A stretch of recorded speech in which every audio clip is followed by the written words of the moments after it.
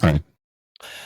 So it's again such a delight to welcome somebody that I've known for years and somebody who is, in a lot of ways, a compatriot who is a great promoter, a great champion of books and reading, something that is also passionate, that I'm also passionate about.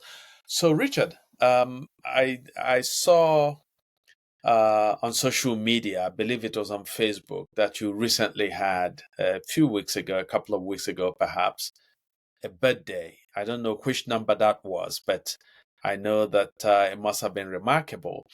And what was significant was that the celebration of that birthday um, was that the theme of books and of reading was central to your celebration. So, could you tell us a little bit about that celebration and how it went? Thank you very much. I, I think that it's. I think someone said birthdays are not for dying. So it's important that when the birthdays roll by, we commemorate them and keep going. Some other day, somebody will commemorate the one you cannot. So we just take it in our stride. Well, this my 55th, and it coincides with my my concluding work on my most recent, manuscript. In this case, so I just finished work a day before that day on the text of my life in the world of books, which suggestively, since it's a memoir, it suggests that it tells the story of my experience and encounters with the book world, from as much as I can recall, which would be about 5-6 years old. So it's like a 5-decade, story, but with a primary focus. A few offside, musings here and there, but essentially a primary focus on books, reading, Yes. and my engagements, in that sphere. Thank you. Thank you. Yeah. So you said your NGO promotes books and readings, reading books in Nigeria specifically. So how and when and how did you develop your love affair with reading and books, and what how do you describe that love, what it means, what you feel it should mean? Okay, I would say that I would already be selling half of my book if I answer that question as elaborately as you are pushing me to do. But Yes. I would resist the temptation because you would not have a chance to ask any other question before we finish. So let me just get to it this way. I have always been, from as much as I can remember, fascinated, attracted to books, in that sense. And as I try to chronicle in that text, some of my earliest recollections, go way, way back to, my growing up, spaces, growing up time. And so books have seemed to be almost natural, for me and in my space. Part of it, I think, comes from the fact that I grew up in a home where books were, siblings, older siblings, who had done books and done books and done books. So by the time I came in, right, they had prepared books, for me to just simply, pick up and continue with, in that sense. And going to primary school, getting on to a good secondary school that was also very book friendly, and then staying in a community where there was, when we talk about the reading culture in Nigeria now, we talk about it as a struggle, but in the 70s, it was joy. It was a relish. people were not running away from books. People were embracing it. And that is why, between about the end of the 70s going into the 80s, we had such popular, expressions as the pacesetter, culture.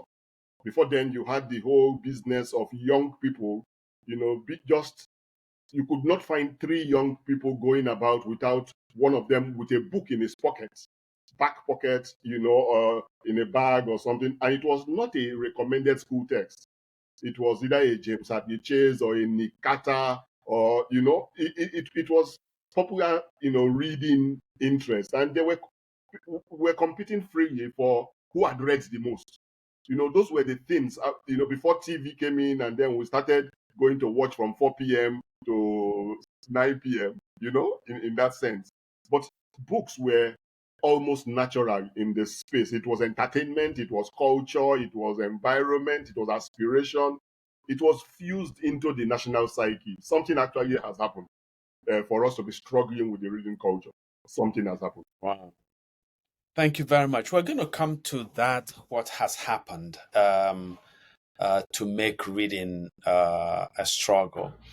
So, three of us have this shared passion for books. Emeka reads a lot. His particular area is history, but he does philosophy and so on and so forth. He does literature, poetry, drama, but I also dabble in philosophy and history. But it is one thing to be interested in books as a consumer of books, even as a producer of books.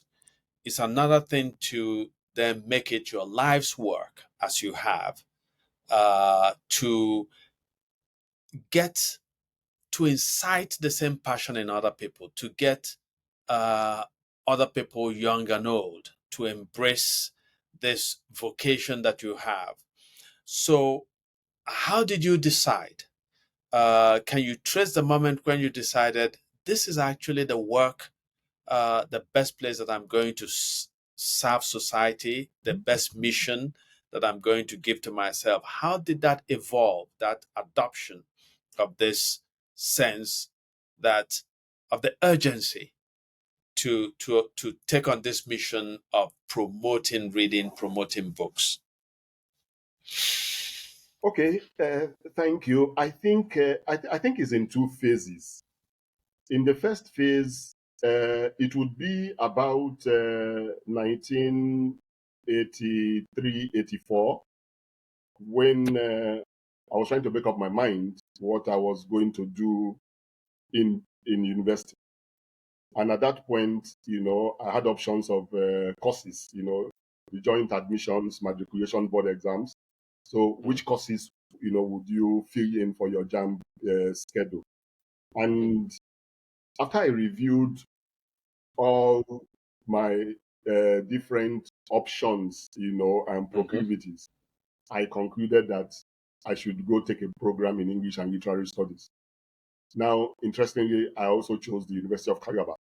And that in itself was to now strengthen some of the preliminary associations I had had with books from infancy, going on. Because when I got into UNICA, I got into a department that was bookish. It was books, and not just that, we were being exposed to all kinds, of literatures, and works in that wise.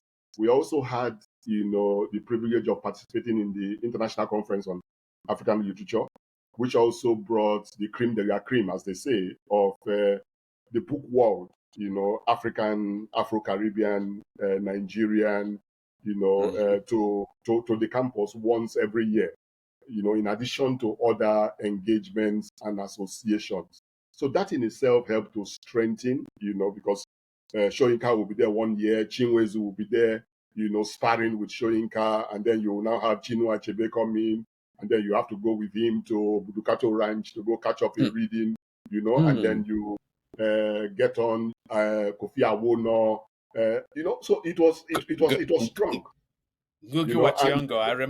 I remember first meeting in Ngugi there. Yeah, Yeah, Ngugi wa Thiong'o, yes. So it was fun. It was studies, it was academics, but it strengthened some of the initial, stirrings, that Mm-hmm. had begun to build over a number of years. So by the time I got to my second year in the university, I was sure that this was something that I was, possibly going to build on, going forward. And so after graduation, I checked out a few options. Some politics, some media, but and then there was a break. In that break period, I think this was about 1993, yeah, post June 12, when the transition program collapsed, and then we got into the second. Before we got into the second transition, that is when Abacha, Mm-hmm. came into government. That was 93, Mm-hmm. 94. I could not do politics that I had begun to do part of in a formal sense. And now I had to now decide on what next. Of course, the politicians were still around saying, "Oh, no, you can still stay around. Let's do a few things together." No, but I was like, no, that's not my beat. So I now reviewed again for a second time and said, okay, where do I want to go? And that's why I took that decision and said, look, you know what? I'm going to stay with books and I'm going to go on with books as much as possible because it was the most natural thing for me. Yeah. You've gone through quite a few things in terms of the literary festivals. This one didn't even seem to be, some of them just seem to be like departments, academic. Yeah. Looking at today's reading culture in Nigeria, what trends would you say you noticed today for today's culture? Sorry, let me get the closing part again. Also, so looking at today's reading culture in Nigeria, specifically in Nigeria, or in West Africa, but in Nigeria, what trends would you say you noticed within today's reading culture in Nigeria? Okay, thank you very much. Yes, I think you have something like a hybrid, reading taste in the country as it is now. I think perhaps about the strongest we could talk about in Nigeria now is the social media, and technology media, related reading. I think a lot more people are reading on their devices.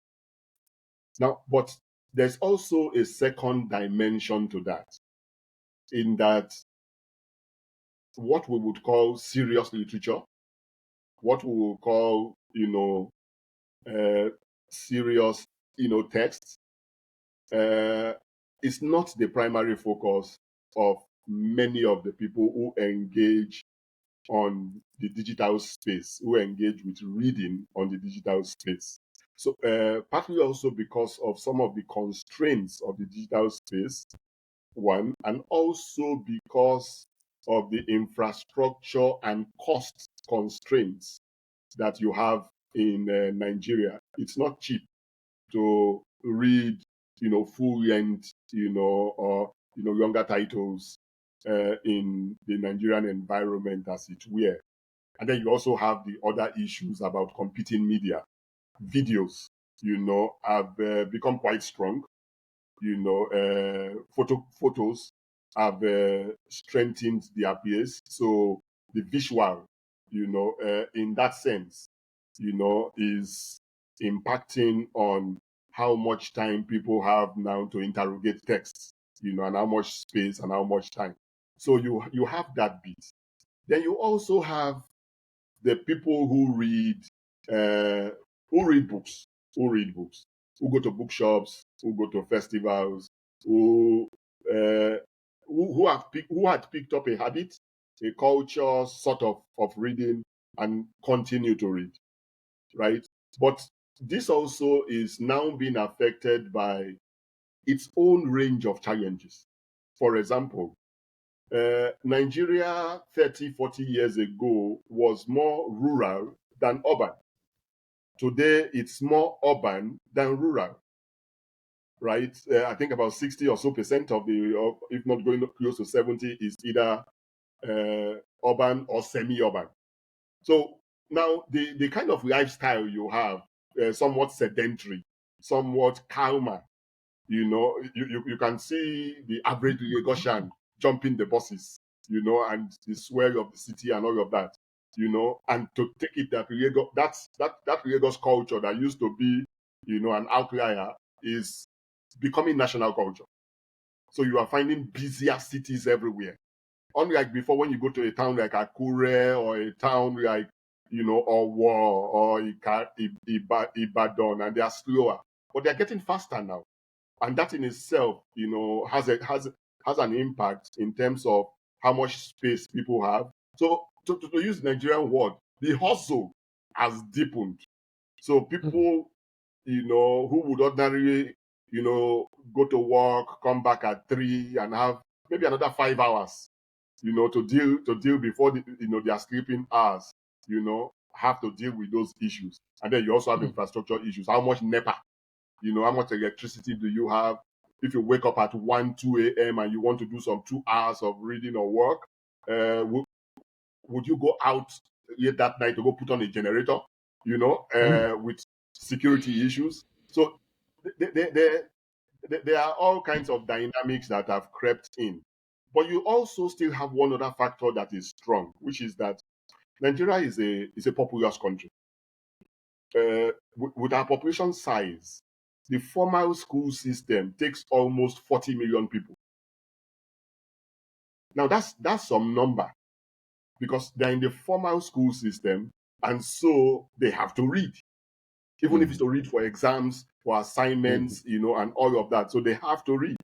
Now, but tapping the formal system to go beyond just reading to building a culture of continuous productive reading is something that has not been well done. And I think it's part of the advocacies that will try to get involved and say, if you can catch 5 to 10 million of that 40 million people as captive readers, then it makes it easier for them, because captive readers would make extra sacrifices to sustain their reading habits. That's given.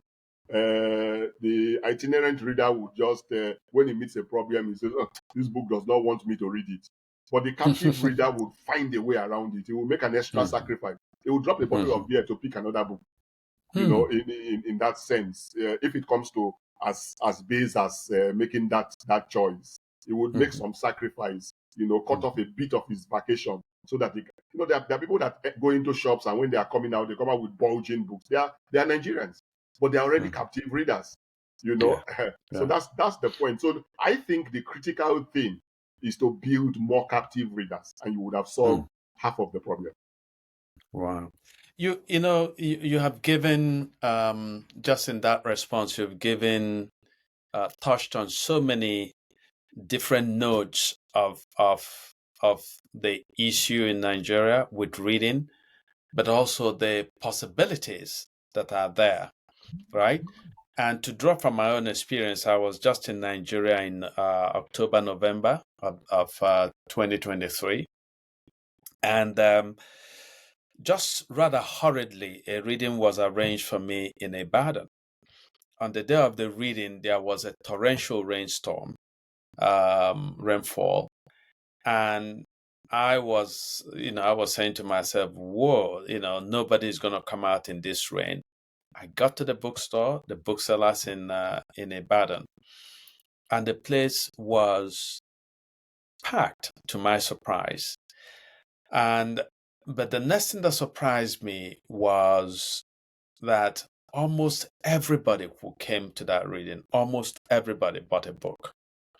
And some bought as many as 4 titles of my books. So that was very, very heartening.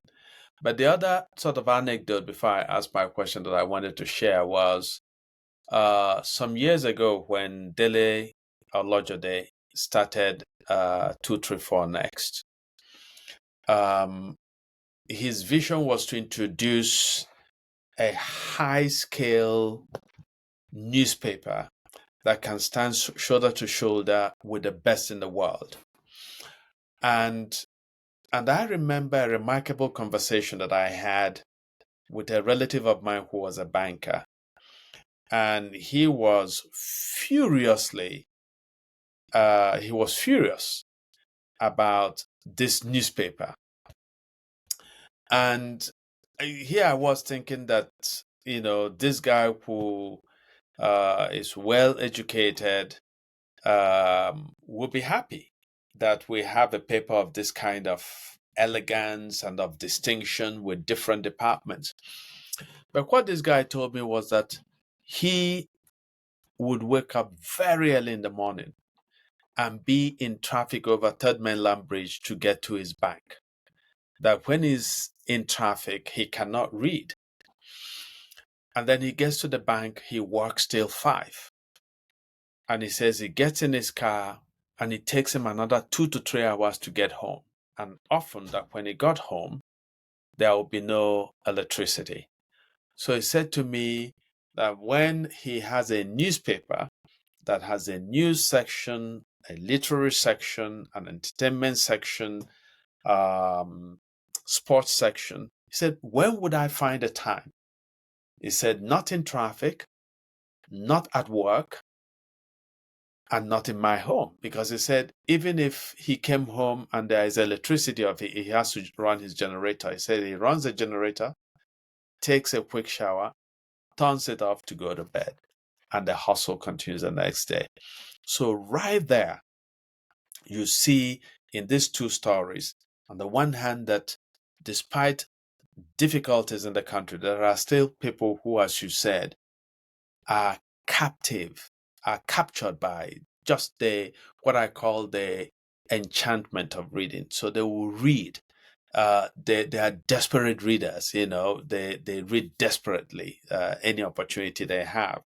And yet you also have those who say, hey, there's too much reading, and Nigeria is inhospitable to reading. But the question that I have for you is, you do a lot of programs to encourage people to read. I often say young people, but your program encompasses everybody. You want adults to read, you want grandparents to read, you want school children to read.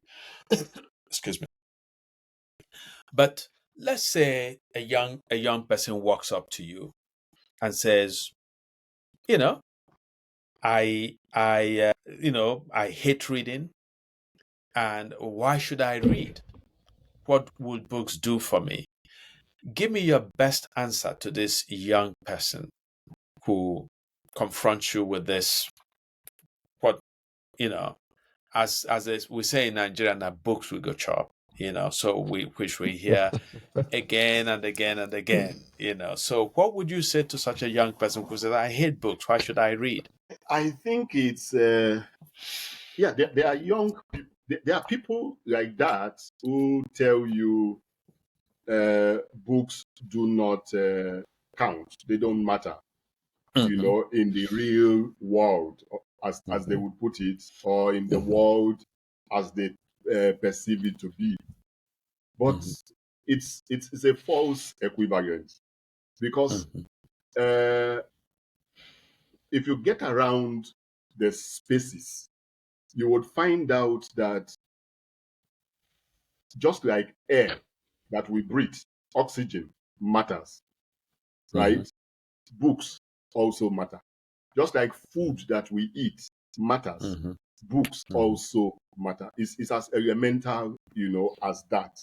So it's a response that comes from ignorance, of the facts of the issue. So such a person would need to be helped to understand that even that conversation that is going on, that he has stirred, in itself is a journey into books. Because if you say, what would books do for me? The question is, what have other things done for you? When you find that the CEOs and the founders of businesses, major businesses in Nigeria and out of Nigeria, find time every year to go to school, whether it is 1-2 weeks program in Harvard or another 1 week program in 1 week or something. They find time to go to school. They find time to build their knowledge base, because that essentially is what continuous reading, continuous learning, does. People talk about businessmen and businesses. In my media engagements, I've interviewed several, captains of industry, as we call them, and you find out that the difference between A and B is simply a difference of engaging the mental space. So businessman A knows how to make money. Businessman B knows how to make money. But the difference in terms of capacity, in terms of, even outcomes, broken down, comes to the fact of how A or B continues to engage his or her mind through the infusion of newer knowledge, newer capacities, from the intellectual space. So they would not scream it at the bus stop, but that exactly is, what is at the base. Even among politicians, the difference between a dumb politician and one that barely manages to dazzle, is also connected to continuous engagement. Even when you bring them on TV shows, you find out the one that read and continues to read, and the one that says na book we go chop, and we see him mumbling and chopping his mouth, when simple questions are thrown at him. So I think which also connects with the other, businessman you referred to, professional, who was like, I don't have time. Maybe my suggestion would be get a driver so that you can use some of the time that, pay the driver to drive, right?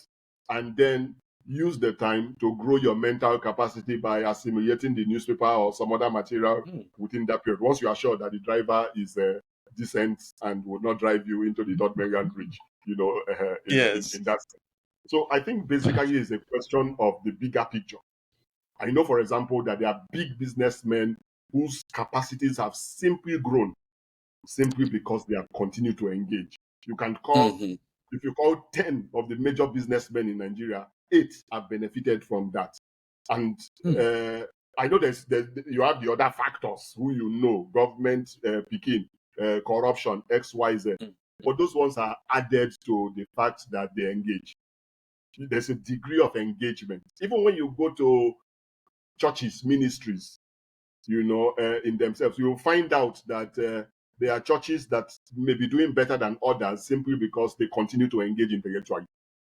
They have programs to send their personnel, to school every year. So to get success, you need to continue to add to your mental capacity. Any other success outside of that, you would not sustain it. And I know several big business players who have not sustained their success simply because, they did not continue to grow in those respects. So it's like fish out of water. Without a healthy mental, intellectual culture, a culture that encourages, this, attraction and sustenance of ideas on a continual basis. No, I don't know how you can win in the world. Wow, thank you. Yeah, that's very interesting. That being said, you've touched on a few things, and one of the things you've touched on is impediments. So, as we live the East Coast of America, and you can make an argument, it depends. I wouldn't necessarily agree, but I think it's arguable that I won't necessarily agree that it's universal, but it's arguable people can easily, put it that way, read here. If you're making a comparative analysis, I'd probably stay on the side of yes, it's a lot better here to be able to find time to read. At least if for nothing else, you're not looking for nobody. NEPA is not coming to your house and so, but the flip side to it, people I'm just using here as an example, but yeah, the question goes to Nigeria anyway. So a flip side to it is always people don't tend to understand how much it costs to run your life adequately here. I had a couple of people the other day on the live stream, which was very interesting. One girl on the live stream in yesterday has over 1 million followers on Instagram said he knew a doctor, yada yada yada. And, the doctor can mix whatever in it, and then he said that you could hire 4 people here in America for 48,000 a year. Quickly clean. I was like, she was like, just to say that no matter where it is, nowhere is perfect. The impediments everywhere. The impediments here, the impediments, and we could list on and on. But we are more interested in what would you say are the impediments to reading in Nigeria? Well, how do you put those? How do you list those impediments for you? For an average, for what is objectively as well as subjectively, but how do you raise those impediments for reading in Nigeria as a whole? Okay. Yeah, thank you very much. I take the point about the fact that there are impediments everywhere. But coming down to the Nigerian situation, I think that the first major impediment that we do have in Nigeria is a crisis of values. You know, the value system in society. I think there's this text that says, "As a man thinketh in his heart, so is he." You know. Now, the Nigerian is in a position today where what he thinks in his heart, for example, okay, use the word, the expression, "na book we go chop." Now, that expression has percolated so deeply, no matter it's been an erroneous one, but it has now become part of the, thinking construct for quite a number of people in Nigeria. Now, book go chop. Now, but if you go back to find an era before now when people were chopping book, and when the village headmaster was more popular than the counselor, the village headmaster was more popular, more respected than the counselor. So people were chopping book, So that crash in terms of the value system is a major one. So it's a mental one. We need to say, how do we get Nigerians to think straight again? In that sense, that look, go east, go west, you will still have to chop book. You will still have to chop book. Go anywhere. On Fridays, on Sundays, Nigerians trudge to worship centers. Those worship centers are built around books. Absolutely. They are built around books. The whole culture is built around books. Foundational books that they now continue to build on and build on and build on. So if that works, what about the other areas? If you now start talking about technologies, NEPA will be fixed by books.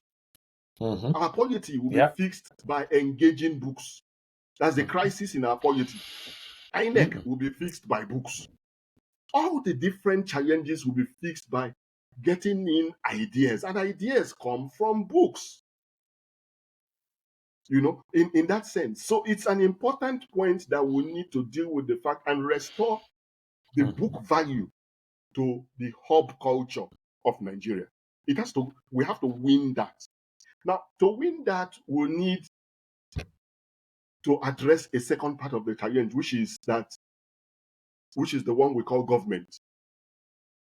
Government has conveniently put itself in a position where it tells itself and tells us that it is not its business to fix the crisis of the book culture, in the book culture. That is not his business. And that is not correct. Because the president of France is interested, right, in disputes among booksellers about commissions. Now, that is because you have a culture where the book takes a pride of place.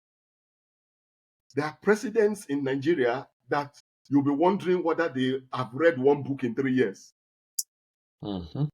Now, if you don't have ideas, how would you lead the people?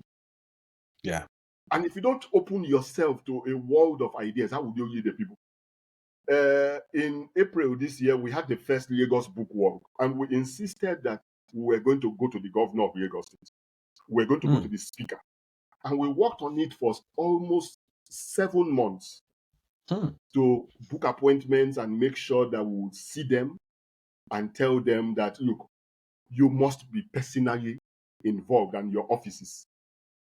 We had seen the people in the education ministry who said, no, this is beyond you guys. Because by the time you bring your proposals, the people that are going to sit on it, we mobilized the book ecosystem. We had about 3-4 pre-conferences, brought together what we call the book charter of demands, Lagos Book Stakeholders Charter of Demands. We printed it, we took it along with us on that walk. We saw the education people. We could not see the governor, we could not see the speaker. Even after we have worked on seeing them for several months, they did not take it as important. Maybe you should have thrown another one, but they might have appeared. They did not take it as important. You know? Now, so that is the point. And if you the proposals from that, one of the proposals, for example, from that program was that no, public officers must have a book agenda on their calendar every year. The governor reads. The governor should go to a school or some facility, to read every year, once every year. The speaker should do likewise. Commissioners should be deployed, because people look at role models at one point or the other, and political role models are funded to do that, to do their work. But we gave the proposals, we don't even know whether they have read it. They have copies, or copies were sent to them. We don't even know whether they have read it. So that is at the state level. At the federal level also, we have tried engaging. We have gotten a bit more success with, say, the current leadership of the National Library of Nigeria. We've engaged and continue to engage, and so the point that we now have collaborations with our advocacy and with our work with them. They have agreed to set up book clubs in every of their institutions, every national library institution in the country. We have taken it to state governors, and we are pushing the same thing. We harassed the last government in Akwa Ibom to the extent that they had to find out what was wrong with the Ecotech Benin Library, which is actually one of the oldest libraries established in Nigeria. What was wrong? They had awarded contracts to renovate it. Nothing was being done. We harassed. Eventually, as the government was going off, the library was renovated. But that is also because we have a network of book clubs and reading culture promoters that incorporates book clubs from across the country. And so we have state chapters. So we get feedback and we know which areas to engage, and interfere. So if you get the values right, if you get government right, and if you get a whole lot of collaboration among stakeholder groups, you will deal with the hub, issues. The other issues about getting data to be cheaper so that people can, engage their digital media more. The other issues about the cost of newsprint and printing materials. The other issues, about the hiccups in the book chain. We are addressing them at different levels. For example, we think that too many publishers have depots all over the country. We think they should consolidate, have some synergy, so that instead of having 40 depots across the country, you have something like about 8 depots. So you cut costs, but you now have more money to promote the fact that those depots exist, and then to get books to people in a more timely manner. We think that NIPOST, or indeed some private courier companies should find a way of ensuring that freight costs for books, are lower. Because today, if you want to buy a book of 5,000 naira from Maiduguri, you may spend more than 5,000 naira to ship it to Maiduguri. It's a disincentive. That's from Lagos to Maiduguri. It's a disincentive for reading. If you have to pay almost double the cost of the product as shipping costs, it should not be more than 20% or 30%. I remember an experience like that I had. Sorry to cut you, but I remember importing. I had to write my University of London law exams. It's maybe 15 years ago, and the cost they charged me custom tax for the books I had shipped into Nigeria, and it was like 15. I don't know how many times it was way more than it cost way more than the books. It was amazing. Just saw it out. I just remember that verified me that day, and that was the last time. It was expensive, but we're talking of, I think I was shipping about 4 books, and I paid maybe $210 or so, $250, something like that. Books that I think cost me maybe about $55-$60. So it was wild. Plus, you also had to play nice with the guys there as well. So it was frustrating. Yeah. Anyway. No, we get book donations, for example, that we don't take up because of customs and shipping costs. We don't take. We don't say, "Oh, sorry, we can't take this." There are books we need, but we can't take it because it will cost us, hell to get the books out of the system and now to start distributing it with the infrastructure constraints. So there are many constraints, but I do not know that we will solve all the constraints once, but I think if we can deal with the hub ones, then we can now begin to come down to the base ones.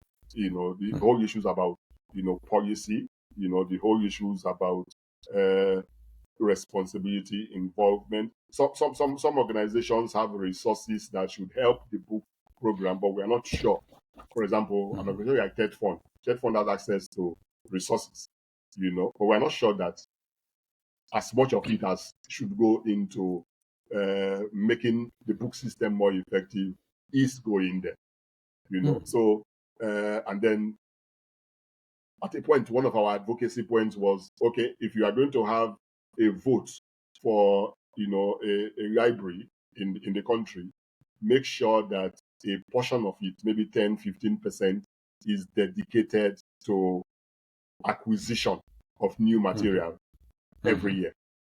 Because what you find is that by the time they finish paying salaries and dealing with what they call capital projects and some of the other overheads, for 10-20 years, there are libraries that have not bought one book. They have not restocked their shelves with one new not even book from local publishers. Not from local publishers, not from foreign, none. For 20 years, you go into some libraries and you find out. I remember a survey we did a couple of years back. We found out that the youngest book in the library was, I think, a 1980 title, and this was in this millennium. Yes. So when someone reads in the newspaper and says, "Oh, this author has published this book," and he says, "Let me go to the library," he can't find it. He can't find it. It's painful, I introduced, I shared on social media pictures of, me visiting Guge Wationgo in California, I think early last year. And almost every Nigerian who responded said, "Oh, I read his book, Whip Not Child, The Real Between. This man has written 20-something books since then." But it's as if just his books that we read in secondary school during WAEC or something are the only books, so the sense of the man's evolution as a writer is totally lost. And as you spoke also, it's such a delight to listen to you because it's as if you and I have common anecdotes, and what you say reinforces my own experience. Talking about in a book we got chop, I tell people, yes, I ate books. I came to this country as, some of us know, to set up an international magazine with Chinua Achebe, published. After 2 years, there was no more money to run the magazine, so it went under. And it was a moment of despair for me. I had no money, I had no job. What literally kept me alive was going into a bookstore every day. And the wonder in America is that you could walk into a bookstore, pile 20 books, leave them by your side, and just sit down and read. And I'll sit down. I had money to eat one meal every day. So I will eat, usually Americans don't understand this when I tell them. I say 010 or 001, so I'll go without breakfast, go without lunch, have dinner, or go without breakfast and dinner and have lunch, right? And so I would just sit down, have a pile of books and read and read and read until I got tired. Then I'll sneak out either to get some air or to get a meal, and I'll return. And in a sense, it was books sustaining me. So I ate books for breakfast, often I ate books for lunch, and then I ate food for dinner, right? But the other thing you said that sort of resonated with my experience was this failure, or the failure to the disappointment, the frustration in your desire to meet with the governor and the speaker in Lagos to talk with them about the importance of books. So I think, Emeka, I don't know if I told you this story, that a few years ago I met a governor. I'm not going to name him because the story is not very flattering. One of the southeastern governors. And as a rule, I try to avoid meeting with people in power. But I happen to be in this in the state for some other business, and a friend of mine said, "Oh, the governor. I mentioned that you were in town, and he's a big fan of yours, and he wants to meet you." So, reluctantly, I said, "Okay," because I've always felt that we don't have enough book festivals, especially in the south. In fact, we don't have any the southeastern part of Nigeria. So I said, "This is an opportunity to really see if I could talk to the governor about setting up one." So I met with him in his office. And so I said, "Government, Your Excellency, I have a proposal for you." I said, we don't have, a lot of writers are from the Southeast. I said, but there is no major literary festival happening in the Southeast. I said, why don't you start one? Or why don't you talk to your brother governors so that you can start one that rotates through the different states? And I said, that's one project. And I said to him, the other thing I'll propose that you do is that you speak to your wife, the First Lady, to adopt reading culture, the promotion of reading culture, as her First Lady project. I said every month or every 2 or 3 months, your wife should choose a book and say, this is my choice of books. She should gather some women, maybe the wives of commissioners and permanent secretaries and so on, and tell them, let's read this book. Let's come to my house on a given day and discuss the books. And I said, the book that your wife chooses, I said, you, the governor, will choose a secondary school or an elementary school. You go to that school and you read a chapter of the book to the children. You send your commissioners and your aides to go to different schools and read from the book to them. And I said, for children to see the governor reading, his commissioners reading, the directors and permanent secretaries reading, and to see your wife gathering, I said maybe every 6 months, your wife should then invite the author whose book she's chosen to show up. And her readers group should then discuss this author's book. As I was speaking, this governor was taking notes furiously.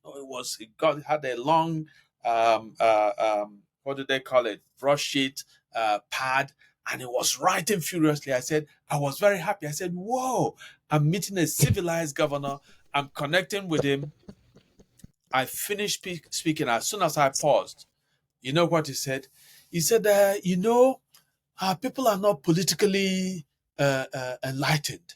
They're always attacking me on the internet, left and right. And he didn't mention, so this man was taking notes. So I thought he was going to respond based on, he just went on, people were attacking him on the internet and so on, and that was the end of it. Okay. So it's important, what you said, for us to promote the books, reading culture, every opportunity we have. But we also face political leaders, as you said, who have absolutely no need for books and for reading. So my question to you then is, how would you articulate the social benefits, the benefits to a society of reading?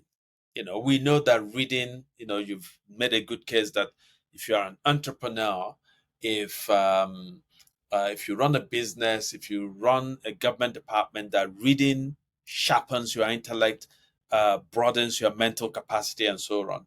But can you articulate the social benefits for a society that embraces reading? Okay. Yes. I think that the issues are, as they are, they are cut out. If you have a society, for example, that embraces reading, it would show in a period of time. It's like pregnancy. Pregnancy is the product of activity that grows over 9 months, and then you have a baby, right?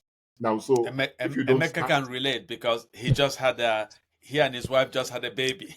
that's great. Congratulations. Thank you. Yes. Thank you. We'll not ask you for any more details. Yeah. Okay. But you see, the point is that without putting seed in the ground, you don't get a harvest. When Nigerians get up in the morning and they are talking about this economy, the question to ask them is, what have you put in this economy? When Nigerian leaders start talking about, we are not earning enough, or our tax to GDP ratio is so low. I said, what do you pay people to be able to tax them? Or have you dealt with the informal taxes that they have to contend with on a daily basis, and which they cannot, walk away from? Avoid, yeah. The bus driver that must pay before he puts one passenger in his vehicle, he has paid tax. That tax is more important than FIRS because he can't breathe without paying the agbero at the bus stop. Yes. He can't breathe. He can't do any business. So it's as elemental as that. And then you can also take it across different societies in the world. When you take data and look at it and say, the most prosperous societies in the world, what is their education and continuous literacy level? The most prosperous. China, Nigeria, 1960, about the same base in terms of, all the data. GDP, GNP, XYZ, 1960, right? Now, before 1960, we had some of the very impressive regional governments that we had in this country. In fact, all three regional governments between 1953 and 59 or thereabout were running very strong education programs. University of Nigeria, Obafemi Awolowo University, they were all established as part of that appreciation of the fact that if our societies are going to grow, we are going to have to build education. We're going to have to build, the Western region was doing mobile libraries going around as far back as the 1971, 1972, So So you, and then when Obafemi Awolowo started the free education program, they had to make sure that even when the capacity for taking new intakes was exhausted, they said, no, nobody that came to register should go back home. They had to start building touch classrooms to accommodate everybody. Accommodated almost like 270,000 more people above, the budget for that period, such that the British Parliament had to send the Parliamentary Commission to come and find out what was going on in Nigeria. Because they had never seen any commitment to education and literacy. So when people talk about, the West and the educational advantages that it had at a point in time, you go back to the kind of things that Ajasni, Awolowo, Awokoya, and co were doing in the 50s. They were setting up foundations, some of which have endured, some of which have not been sustained. So that is the point. For a society to grow, it would have to put seed in the ground and continue to nurture seed. And that is why beyond just setting up schools and ensuring that people have 6 years of primary education, 6 years of secondary education, and maybe 4 years of university education, it is important for us. And that's why we make the advocacy that, no, we must build people in such a way that by the time they are 70, they are 80, they are still reading. Because people like Colonel Sanders began their businesses when they were 60, 70. So if you stop reading at 35, right, you are shutting yourself away from the prosperity that is coming ahead, for you. So China began to invest in education, began to send their people abroad to get education. Singapore, you count the nations across the world. Investments in education can never be lost. In fact, they're the most enduring, because you have a mature citizenry.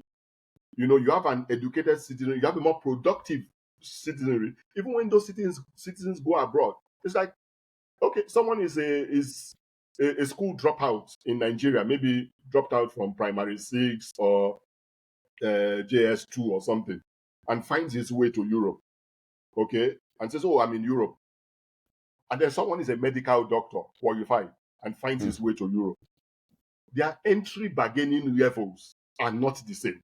The amount, the quality and volume of remittances that they can send back to the country are not the same. So it's a simple matter. You put better seed in the ground, you get a better harvest. So if we don't deal with that issue at the family level, at the community level, and all of that, you will not get the kind of output that you are looking for. Whether you are a DJ, or I think Otedola's daughter, Kupi, is a DJ, right? That's what she has chosen. But the family insists that you will still go and do an MBA. You will still go and grow your educational capacity, because they appreciate that the father, was built by continually growing his educational capacity. Because they appreciate that the grandfather, Michael, who became a governor for a period in Lagos, also built some educational capacity and ran one of the most successful printing businesses in this city. So there's nothing that is lost. You build, line upon line, precept upon precept. So any society that does not take its education, its literacy serious, is a society that is cutting poverty. Any family that does not do that is a matter of time. You may have ₦1 billion now. You will throw it away. You will throw it away because you did not make proper and adequate investments, in it. One advisor would come and run you out of town. So it's a self-survival and a self-preservation thing to continue to drive literacy and education as far as your hand and your strength can carry you. Yeah. Thank you. You've literally hit on the next question we had, so we'll combine the next two. As I said, listening to you, I was remember reading a thread on Twitter, I think this week, and the person was talking about how he used to be well versed in speaking in and writing English to some degree, and he said no more. He's going to be speaking Yoruba, and whether it's Yoruba or Nukwe, I think is one of these guys. And he was like, a lot of people are going backwards. Almost like in some ways, to me, I see a part of the manifestation of the problem is not just people talk about Boko Haram and no Western education. I actually think in the South, it's actually there, but it's not stated as a slogan. It's just like no enlightenment. we are a lot of people are determined to go backwards in Nigeria. So it's very interesting. If you would also see this one as part of the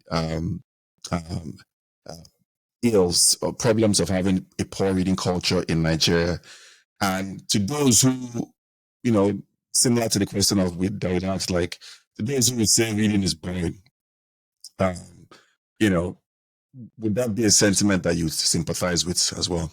Okay, thank you. Yeah, I think we can just take this as quickly as possible. The first one is yes, you are perfectly right. The guy in front points the way to how the guy behind, should. It's like a convoy. When the outrider, takes a course, the rest of the cars take their cue, following the outrider. In Nigeria today, we have a crisis in which our outriders, are Philistines, so they cannot inspire reading and readership except they go out of their way and listen to those of us who are talking and say, look, it's beyond you. It's about this society. Even if you have to patronize these people, carry that book and go and read in that classroom to them. Even if you have to patronize them, even if you have to just do it and then later go and frown and vex, but just do it, right? But in terms of their deep values, I'm not satisfied that we have too many leaders who, think deep and who are intellectual, in that sense. So it's a major issue. We talked about the era of in the 50s where you had Azikiwe, where you had Okpara, where you had Awolowo, leaders of that mode. And that I would say something like deep calls onto deep, that I function in a space where you have a regime of mental magnitude. I would be looking for a private secretary and he'll go and take an audio of him. So not this one now where people are looking for, yes sir, and those please don't, professor, don't come and disturb me with your plenty grammar, in that sense. So that's the point. And because leadership is so important, it is important that our leaders are in themselves either very well educated, imbibe the culture of literacy and reading themselves, or pretend to flow with those who have it, because you can't build the kind of societies that you want. Someone in the last administration said he was going to take 100 million people out of poverty. He was joking. You can't take people out of poverty when you are reinforcing poverty by literally every other thing you are doing. The beginning of winning an anti-poverty war is setting the people's minds free. Poverty starts from the mind. So if you don't deal with the mental cobwebs, you would not get anywhere. Poverty is not a natural resource problem. It's a mental problem. So you've got to break that mold and say, hey, how do we take these minds out and set them free to drive? So, and then when you now start talking about building an economy of XY GDP and whatever, I say, where are the fundamentals? We're still struggling with 7% investments in education. And you are talking about what? No, you can't get omelette without breaking those eggs. So in a fundamental sense, we've got to go back. The first investment anybody should do if it's in government is to invest in education. If you don't invest in education, you have not started talking, because it's education that will take the people out. So our leaders should find ways of engaging education in a proper sense, education and literacy in a proper sense. The second part of it is about the culture, the culture part. How do we deal with this rejection of literacy, education, enlightenment? It's true. There is a seeming rejection, but it comes out of ignorance. It comes out of ignorance that you would thrive outside of knowledge. It's not possible. It's not possible. In the short term, you may get a few things, right? But it's not possible and it's not sustainable. It's not possible. When you throw in a policy or you throw in a pathway, you've got to ask yourself, where are you going? Where are you going? What are the fundamentals? So you cannot build deep growth in a society that requires so much growth as this without putting deep tap roots to be able to cultivate those growth systems. So if the society continues at this pace where people are seemingly being persuaded to reject enlightenment and to go into some kind of primeval arrangements that did not work in the past and will not work today. In fact, it's even worse today because you are in your function in a world milieu. Look at, for example, our exchange rate. You don't speak English to exchange rate. You do fundamental economics with it. For months where the naira would find this level, it would do this. No, the first things were not done. Right? Oh, subsidy is gone. The first things were not done. If you don't do the first things, you will not get the second one and the third and the fourth. We're not cursing anybody. We're simply saying that these are the principles of life, and the principles are found in the knowledge bank. And so if you shut off knowledge, what you have simply said is that you have shut off your oxygen supply. It's only a matter of time you will asphyxiate. It's just a matter of time. So those because if you look around, look at the billionaires of 2-3 generations ago that did not cultivate a proper literacy growth, and continually expanding entrepreneurial base for their children. How many of them have survived? How many have survived? Take the famous families from the 1940s coming down. How many of them have survived and in major degrees? In that sense. No, the people that will thrive in the next dispensation are those that are burning those candles today.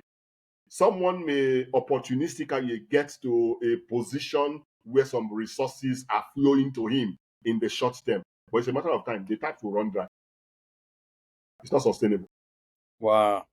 I think you've been quite generous with your time. So I think we maybe Emeka, we can do a question each and release the young man because he's getting also a bit late in Nigeria.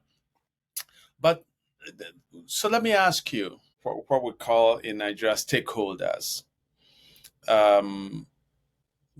Must work together to effect a fundamental change in the quantum of reading and commitment to literacy that in Nigeria, and a commitment to the growth of knowledge and of book publishing and so on.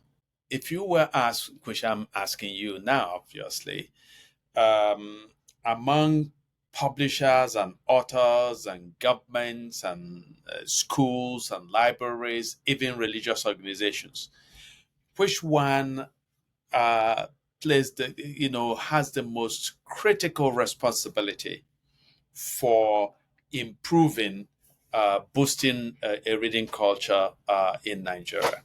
Okay, I would say that it is the stakeholders in the book ecosystem. It is the stakeholders in the book ecosystem that should do the work.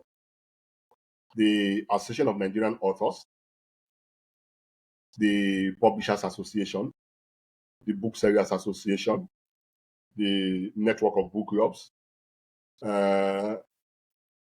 first the non-governmental stakeholders, because the book festival, book fair organizers, because we need to build critical consensus from a stake point of view.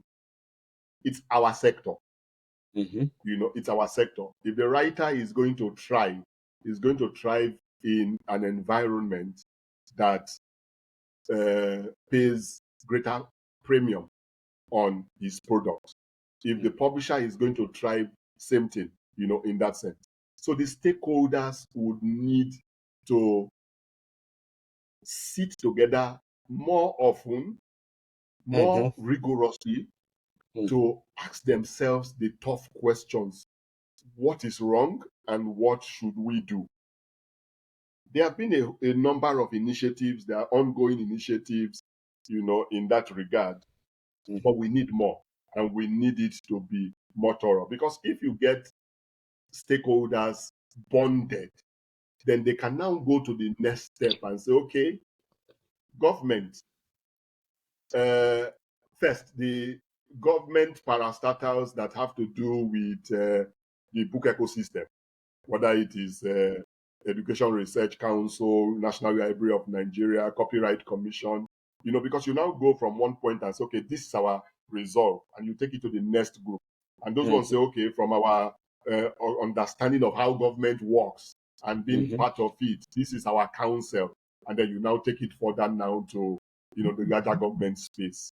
I think we need to do a lot more of these engagements in a very, very robust and an active sense, and when we do that, when the stakeholders have aggregated their positions and then, linked up with the government ecosystem, partners, in that sense, half of the job is done, because government would listen better or be compelled to listen better. And also, even the non-government sector, private sector, funding organizations, when they see that synergy and that thoroughness, right, they would also listen better. Because there are also resources that are non-governmental and which are required. For example, in the Abakmakoli Library in Yaba was renovated by Guarantee Trust Bank. It's one of those libraries that had ancient books until GTB intervened a couple of years ago and fixed it, and of course helped to restock, the library as part of the renovation program. And so it has become somewhat of a model library in the Lagos area, in that sense, because they were able to attract some degree of private capital, into it. And it's not a huge dose of capital, and you can replicate that across different spaces. But people in those sectors want to see some more seriousness from the stakeholders who are coming to. Are you there? We lost you, Richard. We lost you for a second after you spoke about the GTP, the Guarantee Trust Bank renovating the library in Yaba. We lost a few of the words you said. So if you can go back. Okay. No, it's that when the ecosystem, players, that is the book sector ecosystem players, and their partners in government, the agencies, government agencies in charge, when they synergize and build up the concrete programs on where intervention should come, at that point it becomes easier to sell it to government and also to the private sector. That at a point when the library infrastructure in Lagos was so run down, it took Guarantee Trust Bank to help refit one of the libraries in Yaba, and that has since become about the most impressive, public library in the city, since then. Wonderful. So it is possible to attract both governmental and non-governmental resources to do this work, but you must first get some rigor, some more robust activity from the stakeholder base, because that is where it comes from. For example, authors would complain again and again that they are not being paid as much royalties for the books that they send into the system that is to be sold. And they do have, they may very well have a point, okay? But there are technological solutions to addressing that. As in, if you give a book to a bookshop and say, sell this book for me, you give 10 copies of the book. Now, why would authors not say, can we now look at how to invest in technology, right, as an association that would cover transactions of that nature so that in a more transparent manner, so that when books are given to bookshops across the country, you can track the books, where they are, how many copies have been sold, and how many copies are left. Yes. What payments have been made, what payments have not been made. It's bringing in technology into the process so that you don't continue lamenting year after year. They are not remitting my sales returns. They are not remitting my sales returns, or I'm not getting royalties from my publishers. No. So it's think out of the box. How do we find some technology? Because again, we use different kinds of platforms, whether it is YouTube or whether it is TikTok or Facebook or Twitter. And a lot of electronic money is changing hands, in that sense, on a daily basis, without a lot of hassles. Why? Because there are technology subsets to use to track transactions on those platforms. So the book ecosystem should grow such subsets too, so that it would have resolved some of these problems. All right. Thank you. Well, you've been there for your time, so we're going to just try and wrap up on a very smiley note, I hope. Yes. We understand that you're about to connect with the book, which, given your pedigree, I'm excited to read cover to cover personally. So would like to know what the book is about. And also, after years of promoting readership amongst people, and now you've taken a dive into being an author yourself, what have you learned in the process of doing that? Okay, thank you very much. Yes, I have this book, My Life in the World of Books, which tells my story about what I have seen in the book space, and also some of the things that I think would need to be addressed going forward. But it's a memoir from the first foundational origins down to where we are at the moment and where we are projecting that we should be going next. So it's My Life in the World of Books. It's ready. Just trying to close up a number of the publishing details, and then it would be out hopefully before the middle of the year. So I think I have written the book. The publishers would bring it out, and then the readers would now tell us what they think about it. One thing I would say, I'm making very strong advocacy for the reading culture in the book. You can guarantee that you will find that. Well, Emeka has said he's expecting to read it cover to cover.